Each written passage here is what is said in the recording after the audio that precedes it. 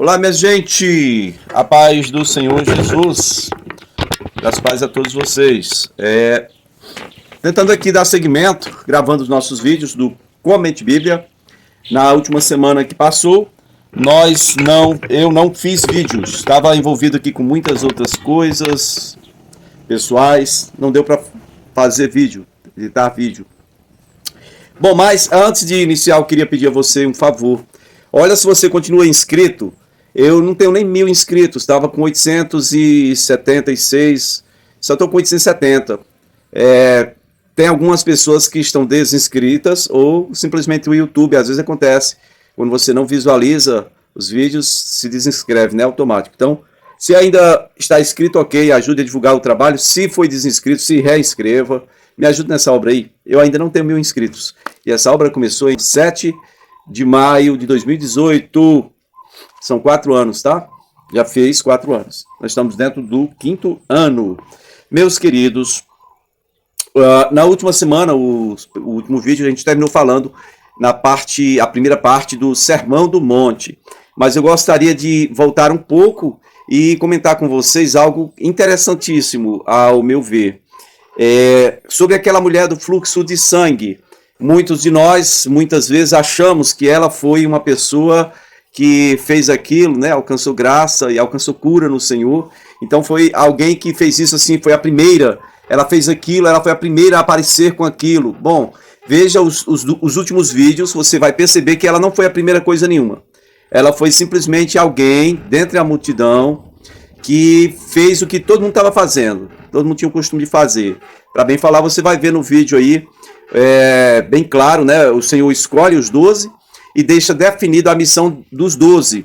Mas eu acho que a primeira missão dos 12 era fazer a escolta de Jesus, porque as pessoas queriam tocar em Jesus, porque dele saía poder e curava a todos. Então, dentro desse aspecto, nós vemos aí o feedback, né, das pessoas que recebiam cura. Algumas, boa parte, ficavam ouvindo Jesus. Tipo, se eu recebi dele o que eu preciso, então eu quero ouvir o que ele precisa, o que ele quer, deseja de mim.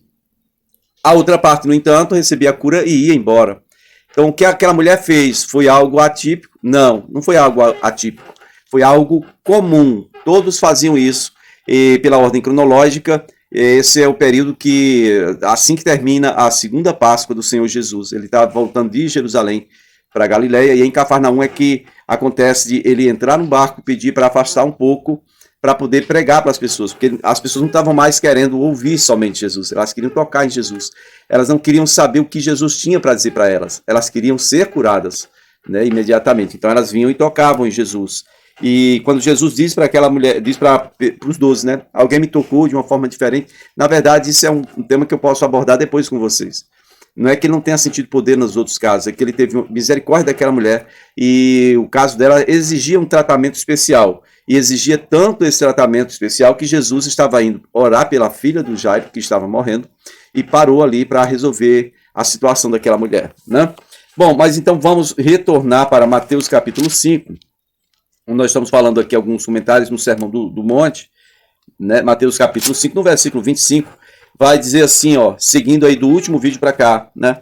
Entra em acordo depressa com o seu adversário, que pretende levá-lo ao tribunal. Faça isso enquanto ainda estiver com ele a caminho, pois, caso contrário, ele poderá entregá-lo ao juiz e o juiz o guardará, o prenderá, né? E você poderá ser julgado na prisão, né? Verso 26 diz, eu lhe garanto que você não sairá de lá enquanto não pagar o último centavo. E vai seguindo a narrativa dizendo, vocês ouviram o que foi dito, não adulterarás. Mas eu lhes digo, qualquer que olhar para uma mulher para desejá-la, já cometeu adultério com ela no seu coração. Eita! Veja bem, já comentei em outro vídeo, né, que Jesus está falando da lei, ou dos princípios, dos rudimentos da lei de Moisés, os 10 mandamentos. Porém, aqui, ele não começa do primeiro mandamento. Ele não começa do primeiro mandamento, né? Ele começa falando logo a partir do 5º mandamento, né? Onde, lá no versículo 21, ouviram o que foi dito aos seus antepassados? Não matarás, não matarás, né? Depois ele fala Agora no versículo 27, não adulterarás, certo? Isso foi dito, isso era o decálogo, né? Os 10 mandamentos, certo? E aí ele diz, olha, se você olhar para uma mulher com desejos sexuais, desejos lascivos, né? No seu coração você já cometeu o pecado.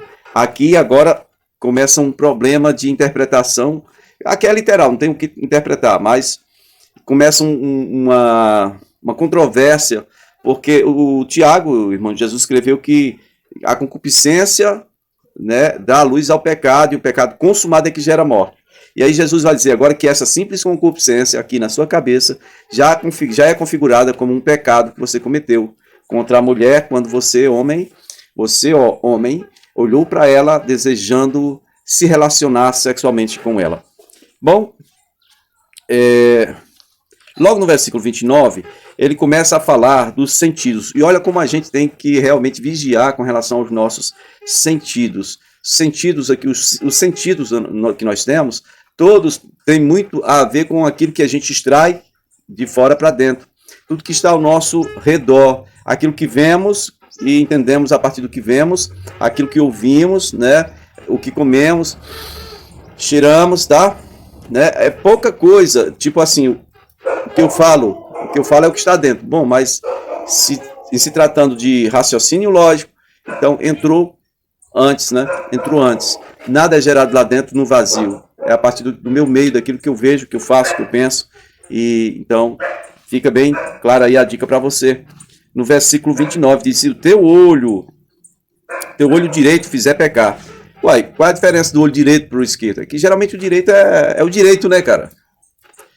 E o que representa o olho direito? É o olho principal, o olho diretor. Geralmente as pessoas, quando vão fazer prova de tiro, é bem simples. Você aponta assim, ó, para um ponto fixo lá na frente e você fecha o olho esquerdo.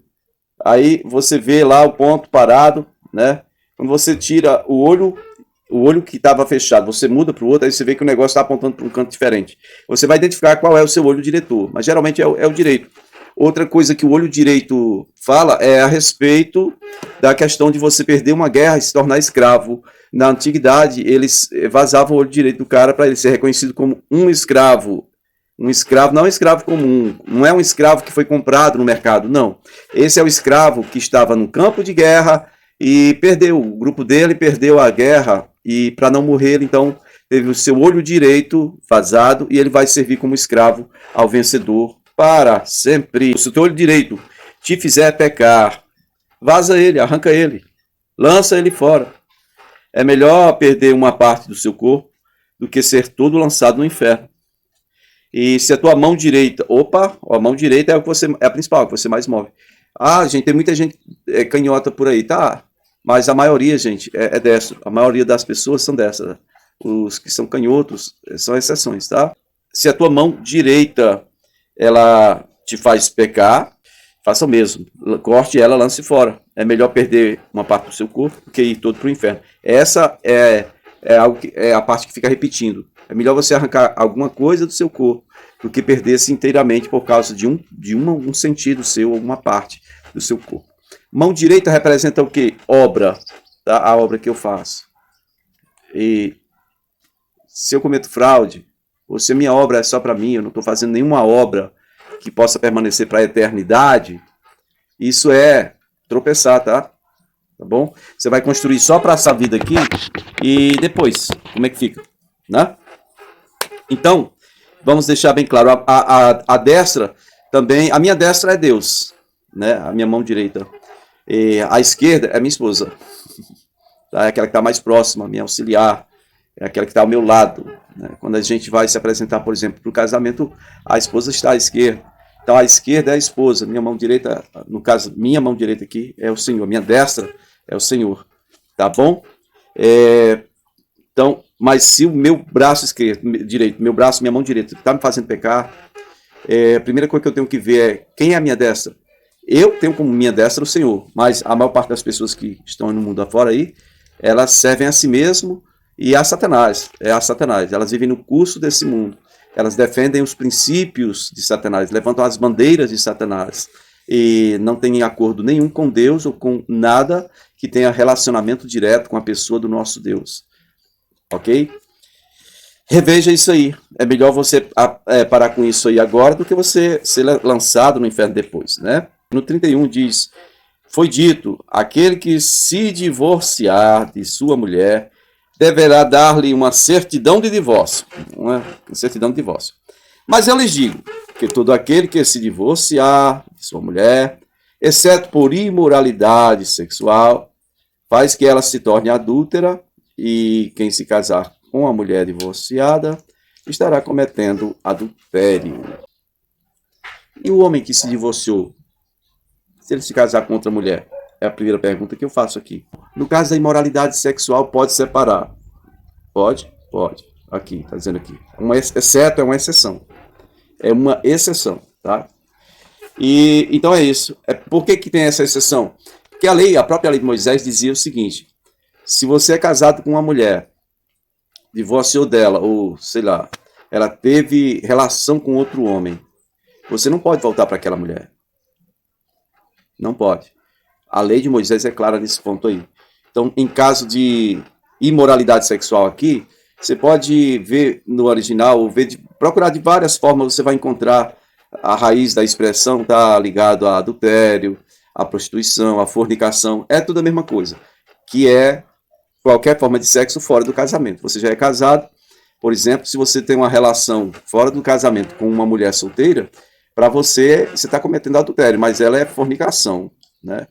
E se essa mulher solteira for uma prostituta, aí já é diferente, não é só fornicação, já é prostituição mesmo, né? É prostituição, tá bom? Por isso é que está generalizado aqui, está escrito a questão da imoralidade sexual, tá ok? Então, nesse caso, dele a carta de divórcio. E aí o texto termina dizendo que quem casar com a mulher divorciada estará cometendo adultério. Como assim? Ela tem que se separar, ela tem que receber a carta de divórcio e ela tem que permanecer sem relação? Pelo que diz o texto aqui, seria isso. Porque qualquer outro homem, mesmo um homem solteiro, vou casar com ela, ela divorciou do fulano, está cometendo adultério. Porque aos olhos de Deus, aquela mulher será sempre do primeiro marido.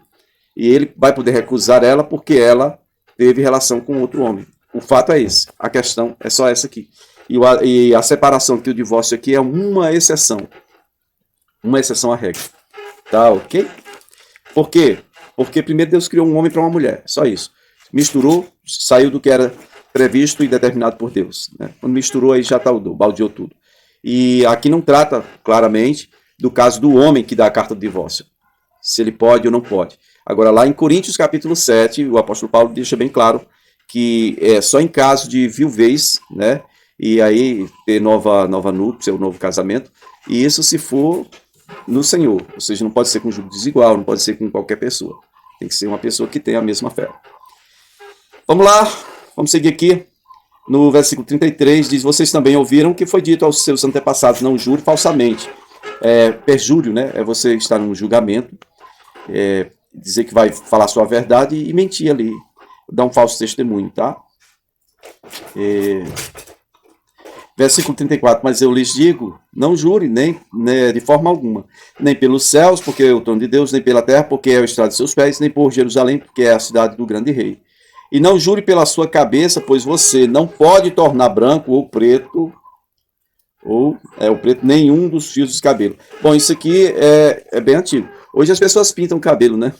Mas aqui está falando de um processo natural, não está falando de tintura, né? Você não pode tornar branco ou preto, ou seja, naturalmente, você não tem o poder de fazer isso. Né? Só se você for no cabeleireiro, hoje tem tinta, tem as tinturarias aí. Então não jure por nada, porque você não é dono de nada disso, ok? A gente vai dar seguimento no próximo vídeo, se o Senhor nos permitir. Fica conosco, me ajuda nessa obra aí, divulga para mim. Eu quero só chegar a 1000 inscritos, me ajuda. Valeu.